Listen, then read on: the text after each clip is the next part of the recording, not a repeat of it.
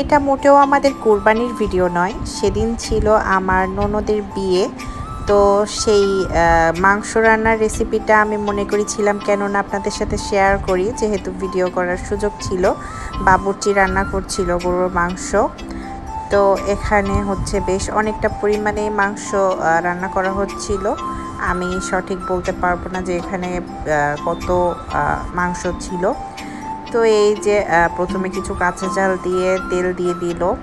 আর হচ্ছে প্রত্যেক বাবুর্চির কিন্তু আলাদা আলাদা ট্রিক্স থাকে বিভিন্ন মাংস রান্না করার জন্য। তবে এতগুলা মাংস না একসাথে রান্না করলে তার টেস্টই অন্যরকম হয়। আর সেটাও যদি হয় হচ্ছে বাবুর্চির হাতের রান্না।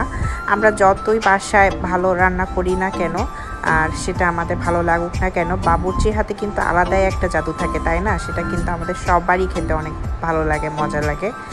তো এই যে বেশ কিছু পেঁয়াজ দেয়া হলো, রসুন দেওয়া হলো। এর কিন্তু কোনো পরিমাপ নাই, বাবুর্চি যেভাবে দেয়। অবশ্যই বাবুর্চিদের নিজেদের একটা পরিমাপ থাকে যে নিজেদের মতো করে তারা দেয়। তবে সবটাই হচ্ছে মাংসের আন্দাজ অনুযায়ী দেয়া হয়।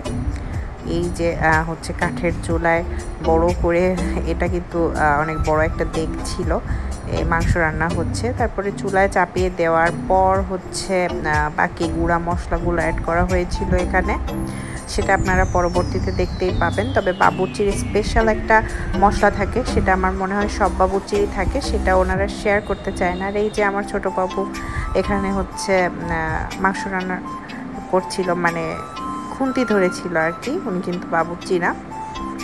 আর এই যে এখানে হচ্ছে ধনিয়ার গুঁড়া, জিরার গুঁড়া, আরও কিন্তু অনেক মশলা ছিল যেটা বাবুর্চির একটা আলাদা, সব মশলা একসাথে গুঁড়া করে নেয়।